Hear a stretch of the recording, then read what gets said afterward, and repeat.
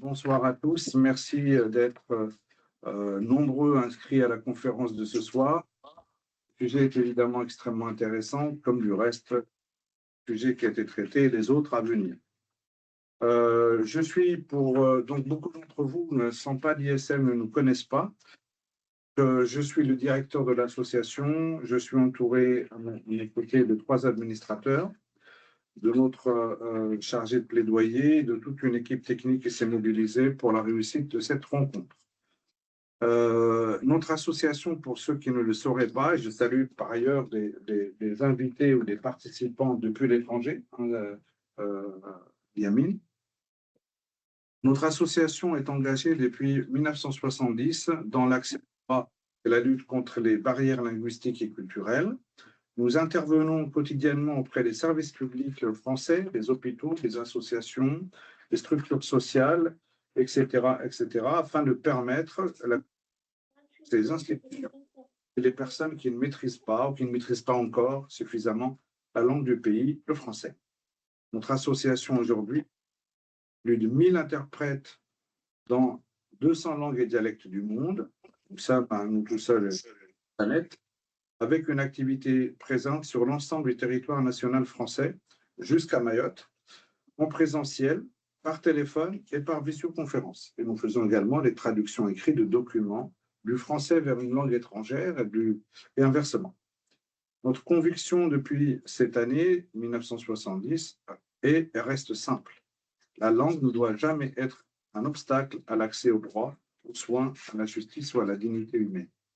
C'est dans cet esprit que nous avons souhaité, avec le conseil d'administration, créer ce cycle de conférences comme espace de réflexion, de dialogue et de partage pour les grandes évolutions qui traversent aujourd'hui nos métiers, notre association et plus largement en réalité notre société et même le monde.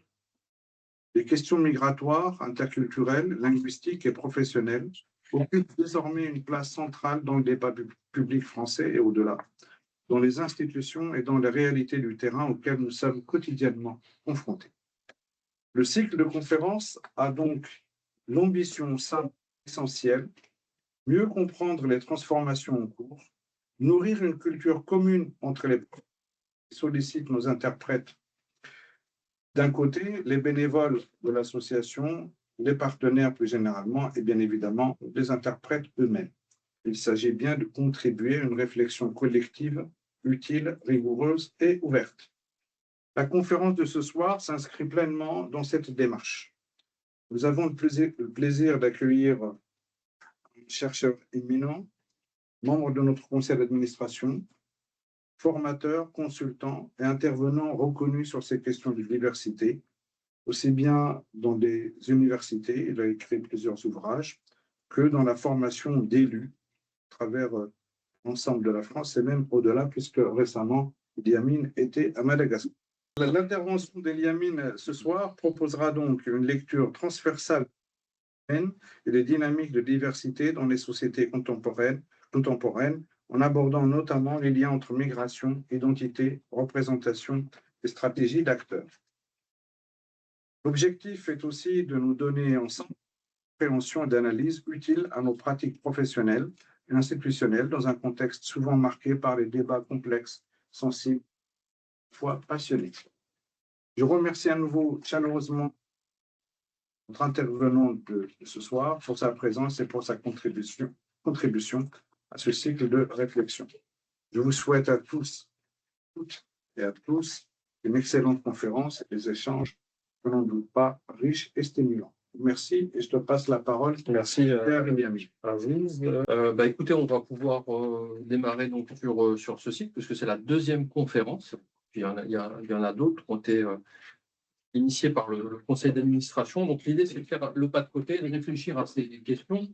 Alors, pour commencer, juste d'un point de vue de la méthode de l'utilisation de l'outil, j'ai préféré qu'on laisse les micros ouverts pour avoir un échange, parce que je trouvais ça intéressant de l'avoir directement, et je trouve que c'était plus intéressant pour le chat, juste d'un point de vue de la méthodologie, de ne pas ouvrir le micro pendant la première partie, qui va être donc une première présentation, et donc de garder précieusement vos questions pour la partie suivante. Donc là, l'idée, c'est effectivement sur un sujet aussi incandescent que ces questions d'immigration, c'était de reprendre un petit parcours historique et puis d'essayer de déconstruire un certain nombre d'idées, d'ouvrir certaines portes. Parce que je me suis appuyé aussi sur un certain nombre de travaux de chercheurs pour comprendre ce qui aujourd'hui traverse les sociétés, notamment la société française. Alors, on fera quelques petits pas de côté sur d'autres territoires. Et puis, c'est ce qui va rendre encore les choses plus intéressantes, puisque normalement, il y a des gens, j'avais regardé dans la liste d'inscrits, qui sont au Brésil, en Italie, en Algérie, au Maroc, à Madagascar, Nouvelle-Calédonie, notamment. Je pense que j'ai peut-être oublié encore quelques. Au Portugal aussi, il y a des gens de l'université sur l'ensemble de ces questions. Alors, pour l'idée principale, c'est de comprendre en fait donc dans une socio-histoire, l'histoire des migrations, analyser les transformations des discours sur l'immigration, puisqu'il y a eu des temps, identifier les acteurs contemporains. Nous sommes dans les États d'origine, les diasporas. Si on prend l'histoire un peu plus ancienne, j'ai mis quelques images sur le côté sur l'Ancien Régime, avec cette idée qu'on entend régulièrement que la France est un pays qui a une tradition d'accueil de migrants. Alors, l'Ancien Régime et puis la Révolution, on verra plutôt, ce sera plutôt au niveau des élites, des banquiers, là j'ai mis le portrait de Marie-Antoinette, et la Révolution française va marquer une étape clé dans le rapport à la citoyenneté. L'apparition du droit du sol, ce même droit du sol qui sera remis en cause ensuite par Napoléon. Donc c'est une étape importante. Et on a en 1851 la première comptabilité. Donc ça va être un enjeu, c'est un enjeu d'ailleurs qui est toujours important, la question de quantifier, surtout avec la vieille tradition de statistique en France. Je crois qu'il y a Yves Charlet qui me regarde, qui lui est démographe, qui travaille beaucoup sur ces questions-là. Donc 380 000 étrangers pour 38 millions de personnes. Le 19e siècle, c'est le siècle des mines, c'est le siècle de l'industrialisation, et donc on a des besoins avec une spécificité française et qui arrive à nourrir globalement plutôt correctement sa population, et on n'a pas les mêmes phénomènes d'immigration qu'on a par exemple chez les Italiens qui vont aller peupler l'Argentine, le Brésil, les Suisses qui vont vivre un épisode de famine autour de 1820 et qui vont créer la Novo Friburgo, la nouvelle Fribourg au Brésil. Vous avez des communautés de descendants aussi d'Allemands, et donc la France reçoit de la main des Belges, des Italiens. Alors, on a tendance à dire que ça s'est toujours bien passé. Oui et non. Il y a eu bien évidemment des solidarités, mais il y a l'épisode des vêpres, notamment marseillaise, c'est soldé, si je me souviens bien, par 3 morts, des manifestations contre les Italiens. Et là, on voit une récurrence dans le débat actuel, par rapport à ce que vient de dire notamment des candidats, parmi les nombreux candidats à la présidentielle, Ruffin, qui disait qu'on ne veut pas forcément d'immigration de travail, et c'était surtout en lien avec la question économique. Ils vont nous faire baisser, ils vont peser sur les salaires, notamment des nationaux. À partir de 1888, on commence à demander l'identité des migrants. On s'intéresse à cette question. Alors, j'ai mis au-dessus 2 figures, donc Gambetta, aux origines italiennes, et puis à côté, vous allez certainement la reconnaître, c'est Marie Curie. Marie Curie, donc d'origine polonaise. Donc là, c'est des figures, on va dire, majeures, mais ce qui va marquer le 19e siècle, c'est donc une immigration de proximité, belge, italien, polonais, prussien, et on va être marqué aussi par à la fois cette immigration qui est économique et puis par des épisodes de xénophobie.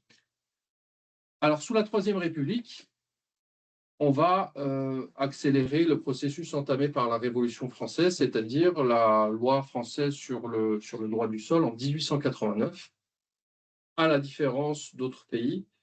Je pense notamment à l'Allemagne qui a transformé sa législation à la fin des années 90, au début des années 2000, où cette idée n'est pas valable sur encore une partie de la planète, qu'à partir du moment où on est né sur le territoire français, on est français. Il n'y a pas de politique de contrôle des frontières et on a un besoin de main-d'œuvre, parce qu'on est en plein boom industriel. Alors, le contexte, il est aussi celui de l'affaire Dreyfus, on est donc sous la fin du 19e siècle, qui va marquer aussi cette idée caractère à la fois antisémite et xénophobe dans le cadre de cette affaire. Mais dans l'affaire Dreyfus, ce qui est intéressant, c'est que le camp républicain va sortir forcé de cet épisode-là. Et en parallèle, nous sommes sous la deuxième grande poussée de colonisation, donc c'est notamment l'Indochine, la Tunisie en 1881, l'Algérie est déjà une colonie française, et donc on a à partir de ce moment-là un développement de la question du discours de la hiérarchisation des races. On va commencer petit à petit à essayer de comprendre le monde, non pas sous la lectio divina, sous la loi de Dieu, mais avec un discours rationnel dans le siècle de l'évolutionnisme. Et donc, on va commencer à avoir un discours pour essayer de s'interroger sur la taille des corps, la taille des crânes, etc., avec une logique de hiérarchisation des races. 1893, c'est la première carte de séjour, l'ancêtre de notre type de séjour actuel. Donc, on a une accélération aussi au niveau du droit et de la reconnaissance du droit des étrangers. Je vous ai mis à droite le récépissé de la demande de carte d'identité de Pablo, qui n'a pas réussi à être naturalisé français. Alors, il a demandé, je crois que c'était au début de la Deuxième Guerre mondiale, sa nationalité, mais Picasso n'a jamais réussi à obtenir la nationalité française. Et espagnol, il est resté espagnol. La Première Guerre mondiale va marquer une étape de diversification de l'immigration, alors notamment avec la présence des troupes coloniales, mais pas que, avec la présence aussi d'Américains, de Canadiens, de Portugais, etc., etc. On va avoir une immigration qui va être aussi le début de l'immigration algérienne, malgache, anamite donc d'Indochine, et chinoise. Alors cette immigration va venir aussi avec, c'est à ce moment-là que le couscous est introduit en France, la soupe faux, ils vont venir aussi avec dans leur bagage les traditions culinaires. Alors pour beaucoup de ces populations, ils sont maintenus à l'égard, donc il y a des préjugés racistes et xénophobes, toujours en lien avec cette question des préjugés en cours sur cet empire colonial, donc en plein développement. Alors j'ai mis deux petites photos et en haut, vous reconnaissez Ho Chi Minh. Alors pourquoi j'ai mis mouvement indépendantiste? C'est parce qu'aussi, à ce moment-là, il y a les rencontres. Alors là, il participe au congrès de Tours en 1920. Et donc, l'un des pères des fondateurs de l'indépendance du Vietnam, c'est aussi là où il y a un bouillonnement intellectuel. Vous allez avoir des connexions à la fois entre les mouvements socialistes, les mouvements communistes, et puis un certain nombre de figures. Je pense aussi à Habib Bourguiba, le Tunisien, etc., etc. Donc, dans cette immigration, il y a aussi le ferment. Il y a ces idées, finalement, à Paris, on va trouver ces connexions intellectuelles des mouvements indépendantistes. Première Guerre mondiale, donc immigration polonaise, russe et arménienne. Arménienne avec ce que vous savez, ce qui s'est produit au Proche-Orient. L'immigration russe, vous avez aussi des Russes blancs qui se réfugient après 1917, après la révolution bolchevique. Et statistiquement, c'est encore assez faible. On a à peu près, je vous ai donné l'exemple des Algériens, 100 000 Algériens parmi les 3 millions d'étrangers. Alors à ce moment-là, c'est intéressant parce que l'islam rassure, c'est un frein au syndicalisme. Pourquoi? Parce qu'on est dans l'époque du développement des mouvements marxistes. Et donc, c'est là, quand vous vous baladez à Paris, vous voyez la construction de la mosquée de Paris. Alors la France est déjà laïque, elle a voté la loi de 1905, elle a séparé le religieux et le politique, mais c'est un cadeau qu'on fait aux soldats musulmans. C'est plutôt rassurant par rapport au mouvement syndicaliste, au mouvement de gauche de l'époque. L'entre-deux-guerres. Alors, c'est assez paradoxal, et ça, c'est vrai que c'est quelque chose qui est un peu une constante dans l'histoire de France, c'est qu'en 1930, la France est le pays qui accueille le plus de réfugiés devant les USA. On peut devenir français au bout de 3 ans et créer un syndicat, un organisme patronal en 1924 qui s'appelle la Société Générale d'Immigration, qui gère en fait l'envoi en France de centaines de milliers de salariés, donc dans des secteurs de main-d'œuvre, parce qu'on est quand même dans cette période où il y a eu beaucoup de décès. C'était une véritable boucherie, la Première Guerre mondiale. Et puis, une partie des personnes sont pas en très bon état physique pour ceux qui ont survécu à la guerre.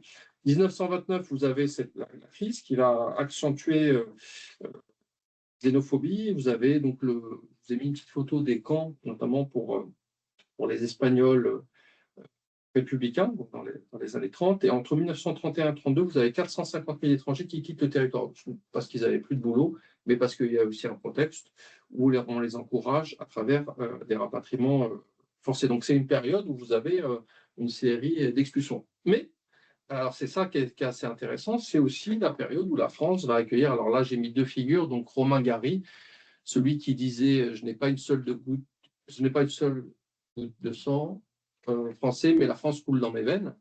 Donc, qui va s'installer en France, dont la maman dira, donc l'auteur notamment de La promesse de l'aube, dont la maman dira tu seras ambassadeur et écrivain, puis il va finir par gagner 2 fois le prix Goncourt. Donc la France comme terre de refuge, et à côté, c'est Joséphine Baker, qui a un très beau discours, notamment à la mutualité, où elle dit, par rapport à la situation des Afro-Américains aux États-Unis, que la France, je vous invite à regarder son discours à la mutualité, où elle dit j'ai tout de suite épousé, je me suis tout de suite sentie française, j'ai épousé la culture de ce pays, parce que il y avait aussi cette dynamique finalement d'ouverture, vous avez d'autres Afro-Américains et d'autres auteurs. Donc là, il y a la France, il y a aussi Paris comme territoire refuge pour une partie de la population. Donc la Deuxième Guerre mondiale va être marquée par le régime de Vichy, avec des troupes étrangères qui vont s'engager.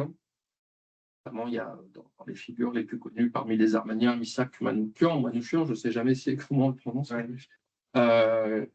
des Espagnols. Donc vous avez des soldats coloniaux qui sont internés sur le sol français, et puis on a les rafles sous Vichy, avec donc une dénaturalisation des Israélites de France, avec une visibilité plus importante des troupes coloniales. Donc entre 1945 et 1974, les pays ont besoin de main-d'œuvre, la France a besoin de main-d'œuvre. Donc vous avez donc l'Algérie qui était département français, vous avez les Algériens qui peuvent circuler librement entre la métropole et l'Algérie. Et d'ailleurs, je suis tombé sur des documents un peu de famille où après 62 même, il y avait dans les autorisations de quitter les territoires, après l'indépendance, où c'était marqué encore, en fait, les papiers marqués, indiqués la métropole. Dans le cas de l'Algérie, vous avez donc les Harkis, Juifs d'Afrique du Nord et les Pieds Noirs. Alors, je vous ai mis 2 images. Celle du haut, ce sont des migrants portugais qui tentent de rentrer clandestinement en France. Alors, c'est une image qu'on pourrait plus voir aujourd'hui.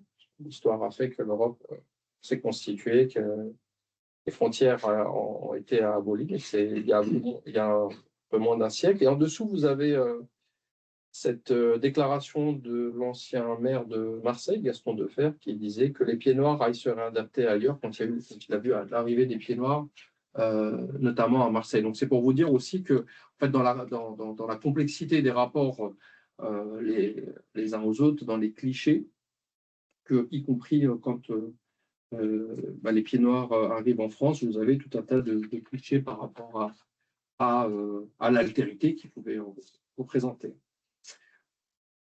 Intéressant aussi, le Bureau pour le développement des migrations dans les départements d'outre-mer, le BUMIDOM, alors c'est la France, mais vous avez quand même un critère de différenciation dans le recrutement. C'est à ce moment-là qu'on a besoin de main-d'œuvre. Donc on va recruter notamment dans la fonction publique, surtout en Martinique et en Guadeloupe, et on va faire venir aussi de la main-d'œuvre. Donc 45-74, on est plutôt dans cette logique reconstruire, régulariser. À partir des années 70, on va changer de registre. Alors, parallèlement, la société change, donc on a toute une série de lois contre le racisme. À partir de 1972, le regroupement familial, et on a la naissance d'un mouvement, on va dire, dans une tradition humaniste, les associations qui vont être en soutien à l'intégration des migrants, donc le GISTI en 1972, le mouvement des travailleurs arabes, ISM Interprétariat qui va naître à cette époque-là. Et donc vous avez ce dynamisme autour du militantisme associatif, la marche pour l'égalité contre le racisme des années 80, et vous avez donc l'arrivée réfugiés du Vietnam, avec un certain nombre d'images donc, dans la société, alors plus ou moins appréciables, puisque dans quel camp idéologique on était à l'école, à l'époque, pardon, par rapport à donc, des réfugiés qui arrivent en France de l'ancienne Indochine française. Alors, ce qui est intéressant aussi pour aller plus loin dans l'analyse, c'est qu'à ce moment-là, vous avez, pour une partie de l'immigration, vous avez une immigration qui est beaucoup moins qualifiée que maintenant. On est après les indépendances, je pense notamment Afrique du Nord, mais c'est valable aussi pour l'Afrique de l'Ouest, enfin pour d'autres colonies. Ceux qui étaient éduqués avaient le désir de retour. C'était ça le truc. Je viens faire mon diplôme en France et je repars à ce moment-là au pays parce que il y a des perspectives de boulot, de mobilité, etc., etc. Pour les catégories les plus pauvres, l'idée c'était de construire sa maison au bled et de repartir là-bas. C'était ça essentiellement. La question de l'acquisition de la nationalité ne se posait pas dans les mêmes termes qu'aujourd'hui. L'idée c'était pas de devenir citoyen français. C'était de pouvoir, je viens d'un environnement qui est pauvre et je vais pouvoir repartir chez moi parce que j'ai réussi à faire un petit pécule et il y avait cette idée de retour. Alors, je vous ai mis donc l'image des Good People et puis en dessous, c'est un film qui s'appelle Prends 10 000 balles et casse-toi parce qu'à ce moment-là, il y a aussi ces volontés politiques, alors qui sont paradoxales, en même temps qu'il y a le regroupement familial, notamment sous Giscard d'Estaing, qui se disait, bon, si on peut faire partir notamment un certain nombre d'Algériens chez eux, ça pourrait être pas mal. Vous, ce film un peu parodique, vous avez des jeunes qui ont grandi, qui ont commencé à grandir en France, qui on est un peu dans les années rock, et ils se retrouvent donc au bled, et c'est pas forcément évident. Donc je vous invite à regarder, si prends 10 000 balles et casse-toi. C'était un petit peu l'idée de ce film. Alors il y a eu ces politiques d'accompagnement, on va vous donner une aide et vous allez pouvoir repartir. Mais j'insiste sur ce point, l'idée, c'était pas à ce moment-là de devenir citoyen. Ce n'était pas forcément une inscription dans la durabilité. Alors, bien évidemment, dans ce que je vous dis, il faut apporter beaucoup de nuances, puisque je trace des grandes lignes. Vous allez toujours dire il y a telle et telle spécificité, mais on essaie de définir des grandes tendances. 2002-2012, je dirais que c'est l'agenda de la diversité. On parle beaucoup de diversité dans la société française. Alors, je vous ai partagé un des livres qu'on avait sur cette question sur la question de la diversité en politique, parce que c'était un sujet qui m'avait intéressé. Dans les années 2000, on a une diversification de l'immigration, une croissance continue. Depuis maintenant, on verra les quelques chiffres juste après. À l'échelle européenne, on a l'agenda de la lutte contre les discriminations, un renforcement du droit européen, avec les directives françaises qui doivent être appliquées au droit français. On promeut l'égalité des chances. Alors là, pareil, vous avez tout un tas de financements européens, de projets pour promouvoir cette question-là. On est dans l'agenda aussi de favoriser les minorités visibles. On est certainement à l'époque, il y avait les chartes de la diversité signées par les entreprises. Il y avait, dans les médias, c'était pareil. Il y avait un colloque qui disait que les écrans étaient trop pâles et qu'il fallait s'ouvrir. On est donc dans cet agenda-là. Alors, la notion de diversité, elle interroge qui est de la diversité. Est-ce que Rachida Dati, qui est née en France, c'est ce qu'on disait un peu dans ce livre, son aide politique, elle est de la diversité? Est-ce que Manuel Valls et Anne Hidalgo le sont en étant nés en Espagne et naturellement français? Donc, ça pose toujours la question de est-ce qu'on considère une personne originaire des Antilles, qui sont français depuis 400, 500 ans maintenant, comme étant de la diversité? Donc, tout ça pose un certain nombre de questions qui sont toujours d'actualité sur les formes d'assignation et l'usage de ce terme. Alors, ce qui était intéressant, parfois, je me souviens qu'à l'époque, le Parti socialiste disait, mais nous, on est contre le comptage ethnique, mais on a 20% de diversité. C'était une forme de paradoxe, parce qu'au final, c'était une forme de comptage ethnique. On a, ce que disait le chercheur François Héran, une immigration physiquement distincte. Donc, il va créer aussi de l'altérité dans la société, des interrogations. Et là, on est aussi dans l'agenda de l'acquisition de la nationalité. Vous avez, et ça, dans l'étude, on avait travaillé là-dessus, en gros, les élus, on va dire, d'origine nord-africaine, vous avez à peu près 150 élus municipaux.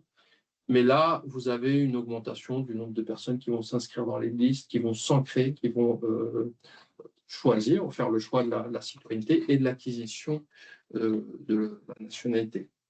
C'est d'autant plus vrai que si on fait le pas de côté, que vous allez voir, il y a beaucoup de gens qui vont essayer de trouver un ancêtre qui était français à un moment dans les colonies ou trouver un lien, puisque l'immigration, elle se diversifie dans le sens où vous avez de gens qui vont être éduqués, beaucoup moins ouvrières.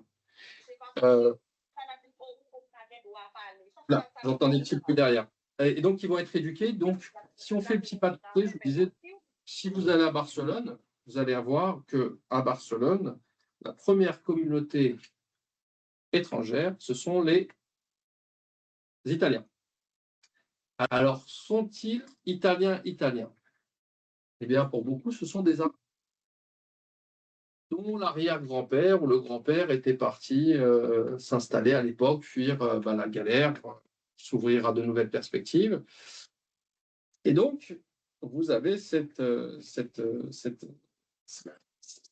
volonté d'acquisition, et vous avez même des personnes qui sont allées dans les cimetières en Italie pour retrouver le grand-père. C'est valable aussi pour l'Espagne. Quand j'étais à Cuba, je discutais avec des gens. Mon grand-père était galicien, comme Fidel Castro, originaire d'Espagne, et donc on va essayer de recouvrir ça, puisque pour tout un tas de raisons, les perspectives, etc., la question de l'acquisition d'un passeport européen, c'est sésame. Ça permet de sécuriser son parcours, ça permet d'éviter aussi parfois un certain nombre de galères dans la vie. Donc, croissance continue, comme on peut le voir sur les chiffres. Donc, 2004, 140 000 premiers titres de séjour. 2015, 212 000 premiers titres de séjour. Et 2025, environ 380 000 premiers titres de séjour. On attend les statistiques définitives. C'est des statistiques que vous pouvez retrouver sur le site de l'INSEE qui sont en ligne. Sur la demande d'asile, on est à 50 000 en 2004, 2015, 80 000 et 145 000 en 2025, ce qui fait beaucoup plus de travail, notamment pour l'interprétariat chez ISM. Et alors, dans les nationalités, la première nationalité en 2024 en termes de migration, ce sont donc les Marocains. Alors, ce qui est intéressant dans le tableau, c'est que vous avez les États-Unis. Alors, je n'ai pas encore toutes les explications. Il y a une partie d'immigration sont des chercheurs, des étudiants, mais vous avez quand même dans les premiers titres de séjour les États-Unis. Avec une partie donc, de l'immigration qui est économique, autour de 13%, une partie donc familiale, 23,7%, donc une immigration qui est diversifiée, mais qui n'est pas majoritairement économique a priori. C'est-à-dire qu'ensuite, il n'y a pas une insertion dans un parcours de l'emploi. Donc, croissance continue, diversification. Ce que disait tout à l'heure Aziz dans l'introduction, c'est que je pense qu'au début des années 70, les langues d'interprétariat, c'était quoi? C'était 5 langues, c'était ça? 5-6 langues qui étaient l'arabe, l'espagnol, portugais, italien, berbère. Ouais. Ça, et aujourd'hui, c'est ça. On a une diversification donc autour de 200. Ça explique le bout de cette histoire-là. L'autre élément d'analyse pour bien comprendre, c'est la question aujourd'hui des multiples appartenances. Pour tout un tas de raisons, depuis maintenant, on va dire 80, 90, alors bien évidemment que les nouvelles technologies, ça aide, le fait d'être connecté, on n'est plus dans les migrations de la fin du 19e siècle où il y avait des coupures pour garder des liens, mais pas seulement. Aujourd'hui, vous avez un enjeu pour tout un tas de pays. L'immigration est un enjeu d'influence. Vous avez des ministères qui sont dédiés à ça, vous avez des députés. Vous avez un travail de lobbying sur tout un tas de questions. Et alors, les spécialistes des questions des diasporas parlent d'États enchevêtrés pour évoquer donc le lien qu'il peut y avoir entre ces pays-là. À cela s'ajoute un élément clé, c'est comment un certain nombre de pays peuvent utiliser, ou en tout cas se projeter sur les migrants sur des questions qui peuvent être idéologiques. Alors, j'ai cité l'Arabie Saoudite et le Qatar comme outils d'influence idéologique. Alors ça, il faudrait vraiment y consacrer une conférence. Je vous invite notamment à regarder les travaux de Stéphane Lacroix, un travail assez intéressant sur comment aujourd'hui, notamment, je le dis de manière très, très synthétique, comment le salafisme s'est développé du Sénégal jusqu'à l'Indonésie et comment il impacte aujourd'hui aussi dans nos sociétés avec un marqueur de normes différenciées, la séparation entre les femmes et les hommes, le recul de la musique, etc., etc. Et donc ça, aujourd'hui, dans nos critères d'analyse, c'est pour ça que dans quand je vous parlais de la Première Guerre mondiale, à ce moment-là, notamment les personnes qui arrivaient d'Afrique du Nord, le premier truc, c'était d'acheter le café, l'hôtel, c'était pas de construire des lieux de culte. Hein. Et donc, vous avez, parce que c'est aussi notre époque, hein, le temps long nous explique beaucoup de choses, ça, le déclin des mouvements marxistes et toutes ces choses-là qui font qu'aujourd'hui, eh bien, il y a ces enjeux de contrôle. Alors, ça ne veut pas dire que les individus n'y brident pas, n'y échappent pas, mais vous avez quand même cette poussée qui interroge tant aussi les sociétés, d'ailleurs des sociétés du Nord comme celles du Sud. Vous avez d'autres enjeux mémoriaux. Alors, vous voyez sur certains territoires, je pense notamment au Val d'Oise, la Seine-Saint-Denis, où quand vous êtes élu, bah, vous devez commémorer le génocide arménien, vous avez une communauté turque, vous avez une communauté kurde qui peut être indépendantiste. Vous avez donc sur un certain nombre de territoires des enjeux d'influence. La France a voté au Parlement une loi de reconnaissance du génocide arménien. C'est ce qu'on appelle les lois mémorielles. Les questions du conflit au Proche-Orient. Vous avez des soldats qui sont engagés en Israël, qui sont binationaux. Donc vous voyez bien que derrière cette question de la pluri-appartenance, vous avez des connexions qui vont être importantes et qui vont faire aussi qu'on est dans des identités qui vont s'enchevêtrer. Alors là, on va voir la Coupe du Monde. Ça va être intéressant parce que vous allez avoir un certain nombre de pluri-appartenances. Et ça, je pense que c'est vraiment une des choses à bien analyser aujourd'hui, parce qu'on a tendance à dire souvent ah bah l'immigration c'était toujours pareil, ou alors c'était différent, avant ça se passait bien, aujourd'hui c'est différent. Et je pense que ça, cette question, non pas simplement des diasporas avec la question économique, la tontine qu'on envoie au village pour aider ceux qui sont restés là-bas, mais comme un enjeu aussi aujourd'hui d'influence. Et c'est un enjeu d'influence important puisque dans le débat public français, maintenant, on parle d'OQTF. Ce terme, il est employé, donc les obligations de quitter le territoire.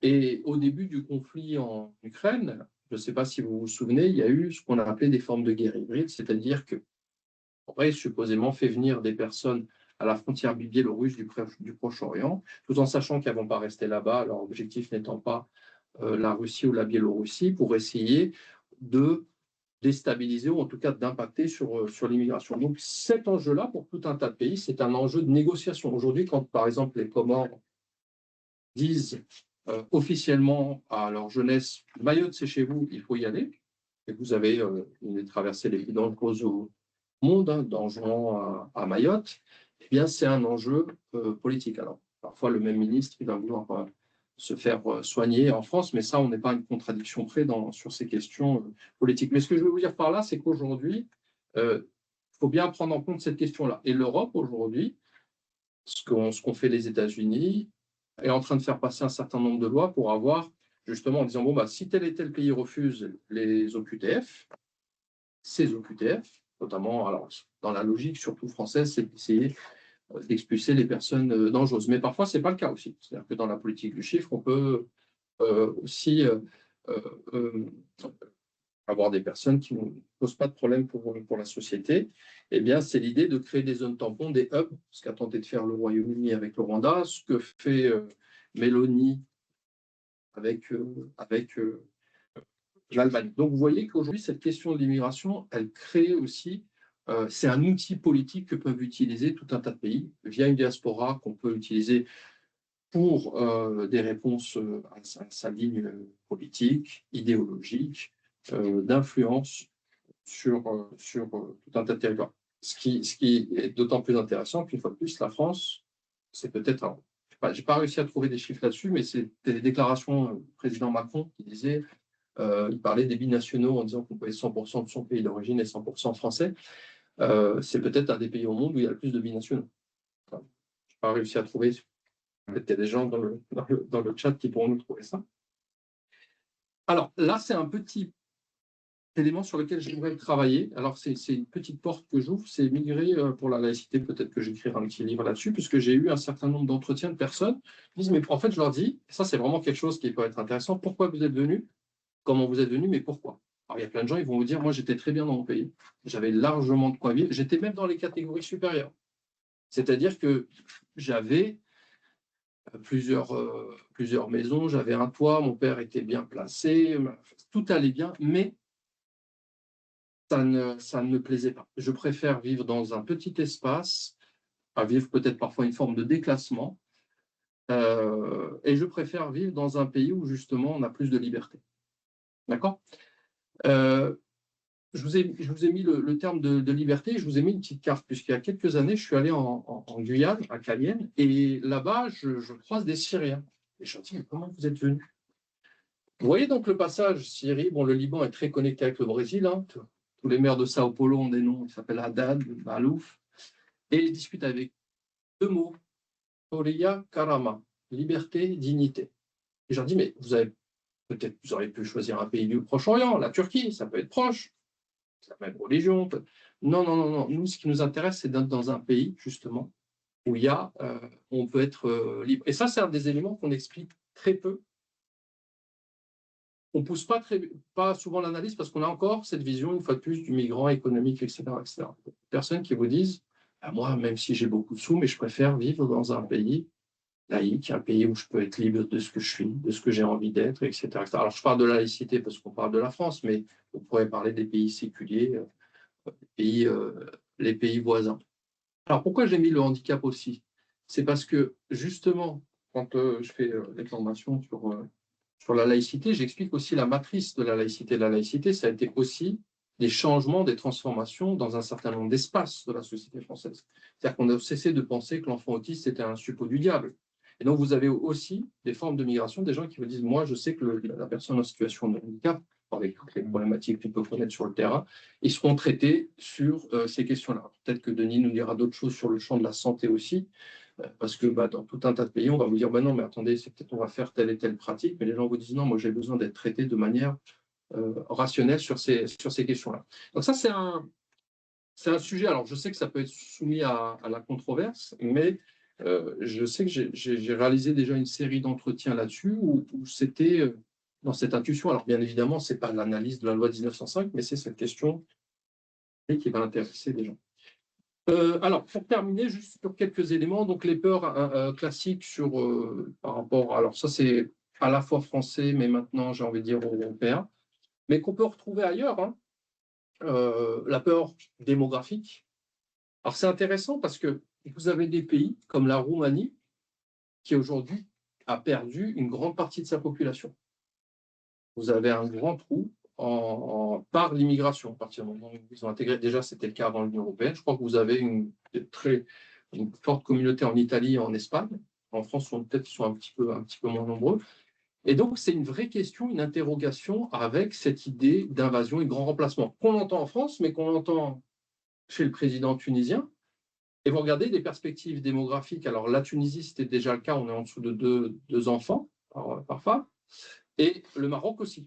Le Maroc aujourd'hui, vous avez vu que c'est donc le premier pays en termes de premier titre de séjour, qui a une diaspora sur l'Europe. Hein. D'ailleurs, vous allez retrouver dans l'équipe de foot du Maroc des gens d'Espagne, des Pays-Bas, de Belgique, etc. Mais ils sont en dessous de 2.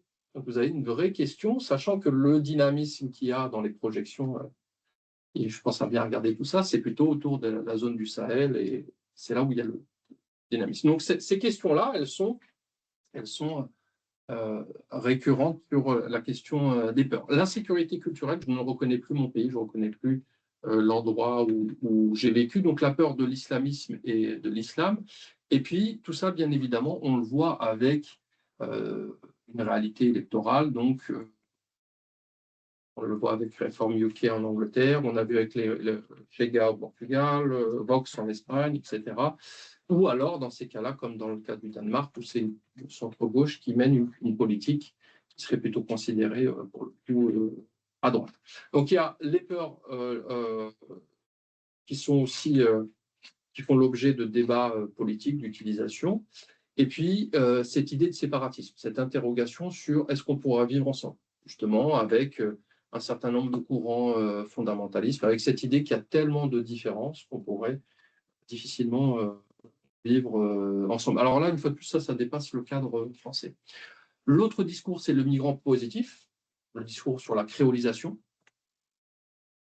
le discours autour de la créolisation, le mélange, les apports, etc. Le discours sur le besoin économique, on aura besoin de toute façon, etc., etc., etc. et le mauvais réfugié. Vous avez vu comment les préfectures pouvaient dire favoriser l'accueil pour les personnes d'Ukraine quand il y a eu la guerre. Le réfugié climatique. Première, deuxième, troisième génération, nous sommes tous, ça c'était pendant les manifs, des enfants d'immigrés. Et puis vous avez un autre type de discours, donc le discours indigéniste, le discours du racisé, qui vient plutôt d'une tradition de gauche, qui a été contesté par le très médiatique maire de Saint-Denis, qui disait que moi je n'ai pas un terme qui me plaît trop, je synthétise. Et puis le discours mémoriel, avec les débats sur l'esclavage, sur la colonisation, en disant qu'il y a un continuum justement entre ce qui s'est passé sur les territoires ultramarins ou pour les autres colonies par rapport à l'immigration. Les récurrences qu'on leur retrouve, donc c'est réguler, expulser. Alors là, vous voyez bien qu'il y a quelque chose qui est assez paradoxal. Hein. Réguler, expulser, aide au retour, trier le bon, le mauvais migrant. Le regroupement familial, est-ce qu'on peut agir dessus, le réduire, etc., etc. Réduire les aides, donc l'aide médicale d'État notamment, participer au développement en pensant justement qu'en aidant le développement du pays, on va réguler les flux, légiférer. Alors en France, on adore, je ne sais pas, on est à combien de lois actuellement pour l'immigration, c'est à chaque gouvernement. Et puis le contrôle des frontières avec donc les difficultés que vous pouvez avoir. Là, j'ai mis une petite carte donc, de Mayotte où il y a les traversées notamment. Vous avez toute une économie aujourd'hui autour des déplacements. Quitter le nord de Madagascar pour aller à Mayotte, c'est environ $600. Si vous quittez l'Afrique du Nord dans ce qu'ils appellent les beautés, c'est-à-dire les bateaux de fortune, on est autour de 3 000 à 4 000 euros. Et vous avez un bateau, on va dire, un peu plus confort, qui s'appelle le Salaire, qui va plus vite, on est à 7 000 8 000 euros avec l'achat de visa. Donc vous avez toute une économie aussi autour de la question aujourd'hui de l'immigration. Alors juste sur la question donc des récurrences, ce que je voulais dire aussi, c'est qu'il y a un paradoxe que tous les gouvernements veulent afficher, c'est-à-dire on va réussir à réduire l'immigration, je parle de la France, hein, je ne parle pas des États-Unis ou ce qu'ont fait les Danois par exemple, mais en même temps, ça tombe bien, on a on a régularisé comme jamais. Alors, ça ne veut pas dire qu'il n'y a pas plus de gens qui sont en précarité, qu'il n'y a pas plus d'OQTF. Les OQTF, aujourd'hui, elles ont été prolongées sur 3 ans, les obligations de quitter le territoire. On n'a pas plus de centres de rétention. C'est-à-dire qu'on a à la fois une croissance, on a une augmentation du nombre de personnes qui obtiennent le premier titre de séjour, et vous avez ce discours qui consiste à dire « je vais durcir ». Mais vous prenez Meloni et Pedro Sanchez qui n'ont pas le même discours sur l'immigration. Meloni a régularisé, tout en maintenant l'idée donc du hub en Albanie. Pedro Sanchez l'a fait, mais il a été aussi négocié avec les pays, notamment d'Afrique de l'Ouest, avec le Maroc, etc. Donc, pour tout un tas de pays, l'Afrique du Nord, le Proche-Orient, la Turquie, etc., c'est aussi un enjeu économique, de dire, écoutez, on veut bien être les gardiens, mais il va falloir passer à la caisse, on veut bien... Je pense notamment à ce qui se passe de manière assez dramatique aussi en Libye. Mais on va essayer de verrouiller un petit peu. Alors, vous fermez une porte, ça peut s'ouvrir par une autre porte, etc. Enfin, vous avez toujours des routes et des stratégies dans les logiques migratoires. Alors, pour terminer, donc, juste quelques éléments qui, à mon sens, sont importants pour aller plus loin sur l'immigration.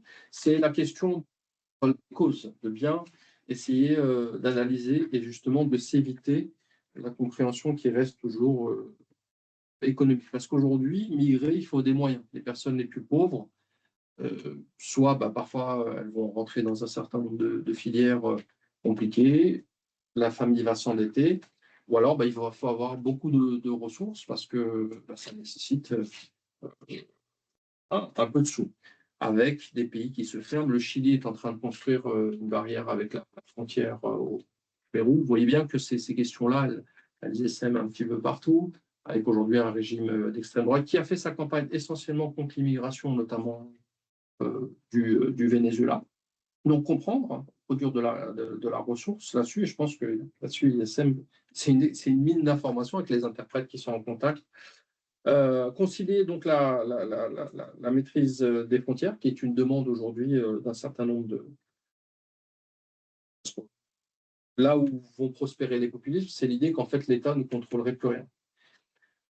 Et puis le respect des droits humains, parce qu'il y a cette tradition, notamment en France, de l'accueil, secourant, humaniste, comme je l'ai évoqué, notamment les associations, répondre et anticiper les besoins économiques et, et démographiques. Alors ça, c'est des questions qu'on se posait beaucoup de pays.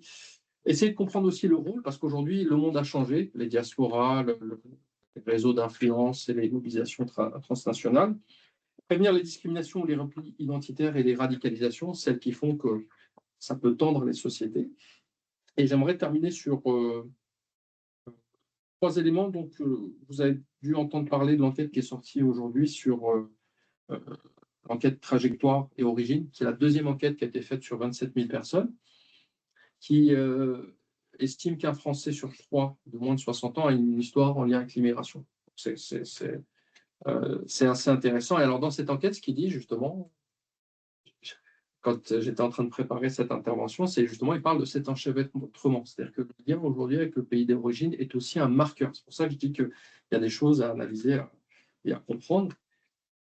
Alors, je vous ai mis une photo de Kylian Mbappé, ou Olivier Giroud derrière. Pourquoi? Parce que, bon, déjà, il va y avoir la Coupe du Monde bientôt, mais surtout, quand j'entendais un certain nombre de commentaires à l'étranger, notamment quand il y a eu la dernière finale avec l'Argentine, on disait « Ah, Mbappé, son père est d'Angola et du Nigeria », c'était même pas le cas, mais en fait, il a le passeport français, mais c'est un Africain. Ce que je veux dire par là, c'est qu'en fait, c'est l'équipe de France, mais les métissages, pour ainsi dire, c'est une production française. Parce que dès qu'il y a Mbappé sur le continent africain, on n'en voit pas. Ça n'existe pas, quasiment pas. Ou d'autres, hein, Saliba en équipe de France, Togo, les Libanais, donc d'origine algérienne et d'origine camerounaise, c'est plutôt des choses qu'on retrouve en France. Donc on voit que, alors ce que disait le sélectionneur Didier Deschamps, il dit maintenant j'ai des types, ben, j'ai 5 nationalités, hein, avec l'Olysée, franco-algérien, nigérian, anglais, enfin. Et donc ça, c'est plutôt, ce métissage-là, il est français. Il s'inscrit dans cette histoire-là, parce que dans un certain nombre de pays, ben, vous ne pouvez pas épouser une personne parce qu'elle n'a pas la même religion que vous, c'est interdit par la loi, et qu'on ne voit pas ces dynamiques-là. Et donc c'est intéressant. Et à l'inverse, pendant la dernière Coupe d'Afrique, la France a fourni une centaine de joueurs nés en France, formés en France. Pensez au cas du Lucas Zidane, d'origine espagnole, père d'origine algérienne, et qui va jouer la Coupe du Monde. Et c'est pour ça que je veux insister sur ce point, c'est-à-dire qu'on ne raconte pas aussi cette histoire-là. Dans la perception, on peut le faire par bien de manière, par culture, par plein de choses, sur cette idée que finalement, là c'est symbolique, c'est l'équipe France de football, mais ça représente justement dans cette terre d'accueil qu'évoquait Joséphine Baker ou autre, eh bien vous avez ce métissage finalement à la française et qui ouvre aussi des perspectives intéressantes. Je vais m'arrêter là. L'idée c'était d'ouvrir un certain nombre de fenêtres. Je vous ai mis les quelques livres que j'ai écrits, donc notamment La France que nous voulons, Discriminer pour mieux régner. Et puis j'ai mis les associations auxquelles je participe. Le Grand Oral Citoyen, c'est une association qu'on a lancée qui fait de l'éloquence. On a fait ça déjà dans pas mal de villes autour de la citoyenneté. Alors ça, c'est important parce que pour le coup, la question de l'intégration, elle est centrale, la question de l'appropriation du référentiel commun. Donc, on travaille sur les textes qu'on fait l'histoire de France, mais aussi sur des textes universels, sur la paix. Camino Real, c'est une association de promotion des musiques latines. On la connaît bien, cette association, puisqu'ici, avec ISM, on avait fait un partenariat avec la Semaine de la Colombie. Et l'idée, c'est justement dans ce que je vous disais tout à l'heure sur la diversification des migrants. Aujourd'hui, si vous prenez une carte de Paris, vous allez avoir peut-être des dizaines de lieux où vous pouvez manger colombien, ce qui n'était pas le cas il y a 20 ans. Il y a la même chose de la cuisine éthiopienne qui est très bonne aussi. Et donc, on avait travaillé sur justement la Colombie autrement pour avoir un autre regard sur les clichés. Puis la dernière association, c'est une association d'Orléans qui s'appelle Teranga, qui fait de l'accompagnement justement sur le terrain, autour, une fois de plus, des questions d'intégration, c'est-à-dire de se dire qu'à partir du moment où on a choisi, où les corps se déplacent, ils signifient beaucoup de choses. C'est-à-dire ils font des choix, et je combats souvent cette idée, alors je l'ai souvent en formation, qui consiste à dire « et les gens ne savaient pas en allant venir dans un endroit ». En réduction, font des choix rationnel. Alors, il peut y avoir des déceptions, des choses comme ça, surtout à l'ère des nouvelles technologies. Et dans les choix rationnels, vous avez aussi des statistiques cachées. Par exemple, je prends le cas de l'Espagne, parce que c'est un pays que je connais bien, j'y ai vécu. Vous avez aujourd'hui une partie aussi des migrants qui viennent d'Afrique du Nord notamment, qui, une fois qu'ils ont obtenu la nationalité espagnole, choisissent la France. Parce qu'il y a cette idée, finalement, que peut-être que je serai mieux dans ce pays. Voilà, je vous remercie de votre attention et puis n'hésitez pas, je vois quelques points levés. Donc, merci pour cette présentation très riche déjà. Je ne m'attendais pas à moins. Et donc, moi, ce que je voulais, enfin, il y a deux choses qui me trottinent déjà dans la tête depuis quelque temps et donc j'en profite pour en parler. Je profite de ce que tu sois là. Donc, on parle d'intégration, mais j'ai l'impression qu'on ne met pas exactement la même chose derrière le mot intégration. Et est-ce que ce n'est pas aussi un enjeu sociétal qui est assez important? J'ai l'impression que tu n'en as pas beaucoup parlé. Et puis, sur le terme migrant, immigré, Oui.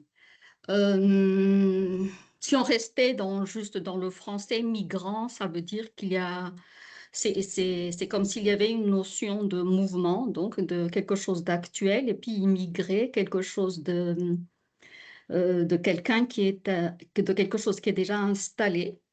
J'ai l'impression pourtant que on utilise un petit peu, enfin, dans les discours que j'entends, c'est que les deux termes sont utilisés un petit peu parfois l'un à la place de l'autre, que parfois dans l'inconscient, ils n'ont pas la même signification déjà. Euh, les migrants, quand on dit migrants, tout de suite les gens pensent aux boat people qui viennent d'Afrique, j'ai l'impression.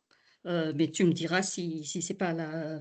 Et puis immigré, c'est un petit peu plus flou, c'est moins rébarbatif, mais c'est un petit peu plus flou. Et puis étranger aussi, il y a aussi de la confusion aussi sur le mot étranger. Et donc, bon, comme je viens du Sud, je parlerai des expatriés. Donc, puisqu'on reste dans les terminologies, donc migrants, immigrés, étrangers, expatriés. Pourquoi est-ce que quand le déplacement se fait du sud au nord, on parle de migrants immigrés étrangers? Et pourquoi est-ce que quand on parle d'un déplacement du nord au sud, on parle d'expatriés?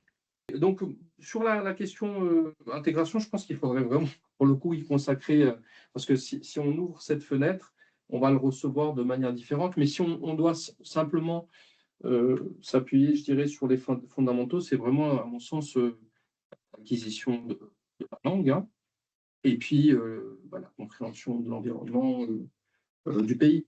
Alors, je pense que dans le cas de Christina qui vient de Madagascar, c'est plus facile quand on est francophone.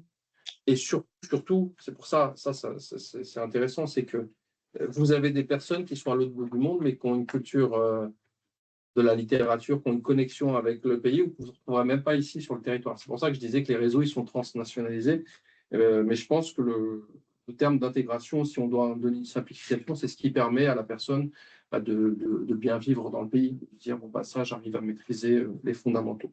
Sur le reste du vocabulaire, je suis d'accord, tu as posé la question et puis tu as mis les réponses. C'est vrai que ça renvoie aux imaginaires. Un expatrié, ce n'est pas forcément un migrant, parce qu'on va considérer qu'il a une facilité d'installation. Ça ne va pas être le même parcours pour tout un tas de personnes. C'est pour ça que je parlais de l'acquisition de la nationalité, la reconnaissance des diplômes, ce genre de choses. Donc c'est vrai que le vocabulaire, il est à la fois, il peut être biaisé, mais ça peut être aussi des catégories juridiques. C'est-à-dire que le terme d'étranger était une catégorie plus ancienne que maintenant. Mais je suis assez d'accord avec cette idée qu'il y a tout un imaginaire assez chargé autour du vocabulaire.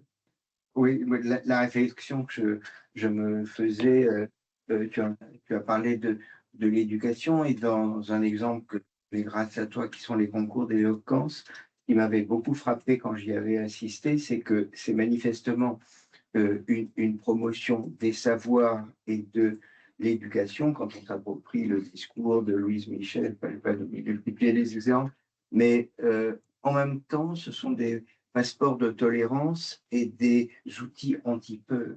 Parce que par cette ouverture à la diversité des réflexions, des situations et des choses comme ça, je crois que ça participe de ça. Et tu as bien dit l'importance du fait que beaucoup de choses se durcissent du fait de cette prégnance des peurs. Oui, sur les peurs qui sont construites, et puis la question effectivement de la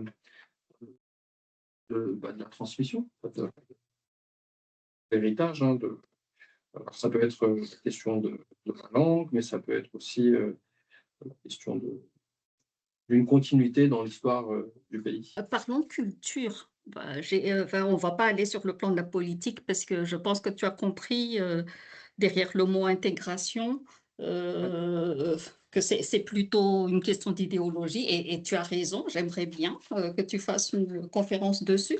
Mais parlons culture. Comment ça se passe, tout ce métissage métissage à la française tu as parlé resto colombien. Oui, Le métissage, oui, il y a eu, bon, la France a ce métissage bien particulier de fait de son histoire et puis j'ai bien noté des législations qui le permettent aussi. Mais sur le plan culturel, comment ça se passe ce métissage? Est-ce que ça bah, fonctionne bien ou pas? c'est une question complexe, mais je vais essayer d'y répondre par des éléments culturels. Et après, je crois qu'il y a des personnes qui ont eu des petits problèmes pour se connecter, apparemment. Je vais donner un exemple aujourd'hui, comment rayonne la langue française. C'est souvent par la musique qui est d'origine. Alors, c'est beaucoup des descendants de Congolais qui font de la musique. Et ces musiques-là, elles circulent, elles se brassent, elles se renouvellent. Donc, je vais donner cet exemple. Et après, on pourrait prendre, je pense, l'exemple de la cuisine. On pourrait prendre. Je suis passé la dernière fois dans une école du 20e. Les gamins étaient en train de chanter du Idir en kabyle. Donc, je pense que ça s'exprime un petit peu ça par ses apports. Voilà. Mais je pense que ça serait bien pour le coup, d'y consacrer une vraie séance. Voilà, si je peux y répondre. Mais en tout cas, il y a aussi ce métissage aussi physique. Les gens se rendent compte. C'est la vie, c'est ainsi. Et ma question, c'est que tout autour de moi, j'entends beaucoup de gens de dire, on va parler de la mobilité interafricaine, parce que c'est vrai qu'on voit beaucoup de nos frères qui viennent s'égarer en Méditerranée, tout ça. Et le problème, je voulais avoir ton point de vue sur cette mobilité. Certains tout autour de moi disent que l'Afrique, pour certains, que j'entends dire que l'Afrique est maudite. Est-ce que c'est pas plutôt un problème africain de pas mettre en place cette mobilité intérieure, eux d'aller toujours chercher un peu le réconfort à l'étranger, parce qu'on sait que la terre africaine, elle est riche de sous-sol, de savoir, d'humanité et tout ça. Et là, je viens d'apprendre que le Togo, un pays africain, a ouvert ses frontières pour toute personne détenteur du passeport, avec le Ghana, avec, je crois, Maurice. Et je pense que si tous les pays africains ouvraient un peu plus leurs frontières, on aurait un dynamisme interafricain. Voilà, j'aurais voulu avoir ton point de vue, parce que lorsqu'on voit qu'un milliardaire comme d'à côté du Nigeria a des difficultés à se mouvoir, alors qu'en contrepartie, on voit que certains avec des passeports européens peuvent bouger dans toute l'Afrique, est-ce que ce n'est pas un dilemme? Voilà, j'aurais voulu avoir ton point de vue là-dessus. OK. Rapidement, Magloire, merci de la question. Bon, donc, ce qui est très difficile, c'est de définir ce qui se passe dans 56 pays, parce qu'on a tendance à dire l'Afrique, il y a des dynamiques différentes. Vous avez vu ce qui s'est passé récemment en Afrique du Sud avec les campagnes xénophobes, avec des attaques physiques contre les personnes. On disait aux migrants de quitter le pays. Et puis, vous avez, parce que c'est vrai qu'on a parlé des mobilités vers le nord, mais les mobilités intra-africaines sont plus nombreuses et plus importantes que vers le nord. Elles sont beaucoup plus importantes.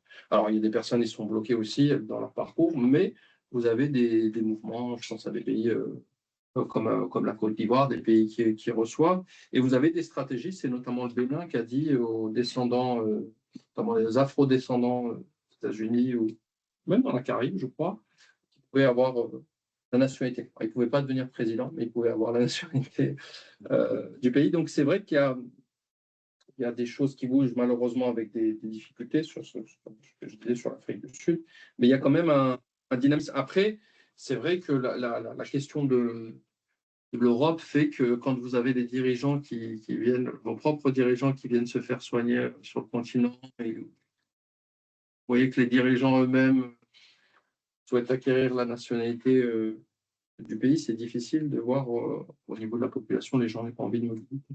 Désolé. Donc, merci beaucoup de cet exposé. J'ai trouvé extrêmement intéressant et très juste d'adopter une perspective historique. Et ceci parce que elle montre clairement que la répétition des choses sous un angle très très général, c'est-à-dire que l'immigration à travers l'histoire est toujours multidimensionnelle, économique, sociale, politique, culturelle. D'autre part, on voit bien qu'il y a un niveau, c'est-à-dire que si on veut comprendre l'immigration, il ne faut pas seulement s'intéresser aux acteurs, mais aussi au niveau familial, communautaire, etc. Il faut s'intéresser au rôle des États et il faut aussi s'interroger à ce qui est survenu la guerre mondiale avec les... Puis ensuite avec l'empire. Donc je disais qu'il y a à la fois multidimensionnel et multiniveau. Ça, c'est tout à fait constant. Ce qui est constant aussi, évidemment, c'est les problèmes, c'est-à-dire le racisme ne cesse de ressurgir. Et donc, toute la question, c'est est-ce qu'aujourd'hui, on est plus raciste qu'avant? Moi, je ne crois pas. Le racisme, c'est une question de censure. Qu'est-ce qu'on autorise à dire ou à faire au nom de quoi? Au nom, justement, d'un facteur central qui est les droits de l'homme et l'héritage de 1789. Donc, de ce point de vue, je pense que l'exposé montrait bien la richesse et la complexité de l'immigration. Et c'est pour ça que d'avoir intitulé Migration, diversité, enjeux d'acteurs, je suis tout à fait d'accord. Alors, ce qui me semble tout à fait nouveau et qui est extrêmement inquiétant, c'est que les États qui sont supposés s'insérer dans un cadre qui est le cadre essentiellement des droits de l'homme, du respect des droits, le problème, c'est l'illibéralisme. C'est-à-dire qu'il y a des États qui abandonnent totalement cette logique et alors qui ouvrent la porte au pire. Quand on pense que Orban, il y avait 3 à 4% des Hongrois qui considéraient que l'immigration était un problème et ça a explosé à 60%.